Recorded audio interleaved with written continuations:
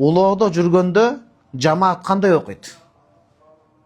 Жамаат кандай окуйт? Жекече окуйбу улоосунан түшпөй? Же жамаат менен окуйбу? Ушул суроо. Кыргызстанга барып, о 7 тубанды айланалы Египетте окуп жүрүп, кичине кыйналып калыппыз да, баарыбыз унаа менен ушул жерде отурган 20 таксыр 20 унаа минип алыппыз.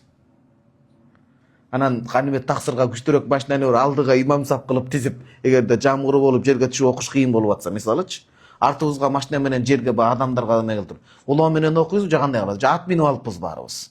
Аттан түшүш кыйын болуп атат, жамгыр болуп атат, башка болуп атат. Аттын үстүндө отурганда ар кимибиз жекече окуйбуз, же бирөөсүн атты орто коюп, аркасына тизилип, же эки катар болуп, же мындай аттар менен тизилип окуйбузбу? Булго жолун тапса болот убакыт чыкканга чейин. Учак маселесине минип калганда кандай болот?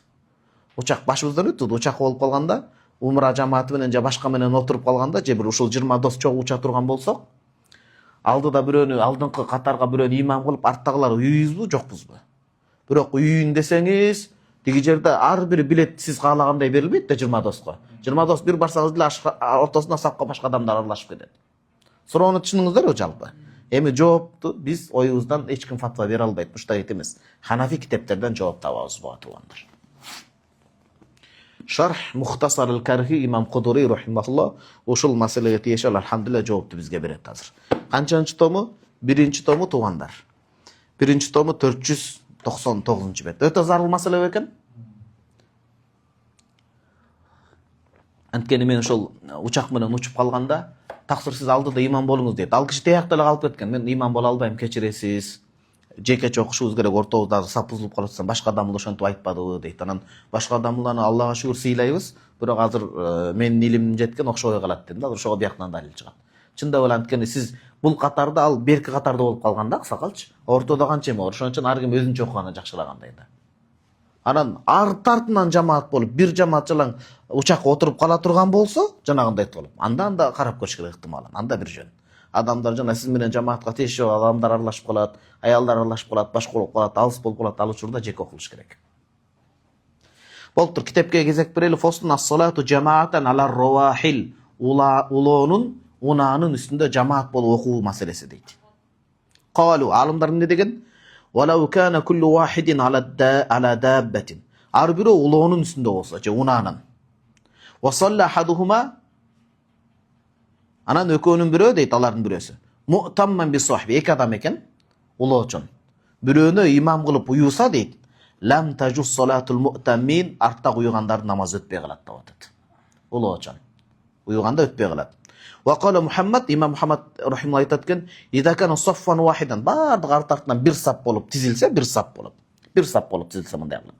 Арт-артынан эмес, мындай бир сап болуп узун тизилсе, вал имаму фи васатихим, имам ошолордун ортосуна келип турса, аджзаатхум салатухум рукбанан, жерге түшүп окуу кыйын болуп атса, мисалы жамгыр болуп, же улоодо болуп, же жанагындай учакта болуп калса, бардыгы мындай сап, бир сап болуп тизилип, имам ошонун орто жагына мындай тура турган болсо, ошол учурда намаздары аджзаатхум, анда дагы бил караха менен дурус болот дейт экен. Түшүнүктүүбү туугандар? Амма салатул имам, ал эми имамдын намазычы, фали аннаху гайру муқайядин би гайри, ал башка бирөөгө каралбайт, өзү окуйт. Фасара каман салла мунфариден, жеке окугандай эле болуп атат. Ва аммал му'тамун, артындагыларчы, фа ин кана ал имаму мутақаддиман алейхим, имам алардан алдын чыгып турса, фақат хасала байнаху ва байнахум тарикун лейса би макан лис-сала, намазга жарабай турган жолдор бөлүп коюп атат ортосун дейт. Саптар бөлөт да кадимкидей эле. Фа ашбаха at-tariq al-fasila baynahu wa bayna al-mu'tamin, демек ортодо калып кеткен аралык имам менен арткы саптын ортосун бөлгөн жол сыяктуу эле болуп калат. А жол бөлүп турганда антип уйган болбой калат. Валайса казалика, бирок андай болбойт, ида саллу алалар, жерге окуй турган болсо андай эч ким бөлбөйт. Лианна ма байна as-saffayn mawdi as-sala fa ashbaha biqa' al-masjid, жерде окуй турган болсо андай мечиттегидей окугандай шарт түзүлөт. А улоодо жанагындай болбой калат дейт.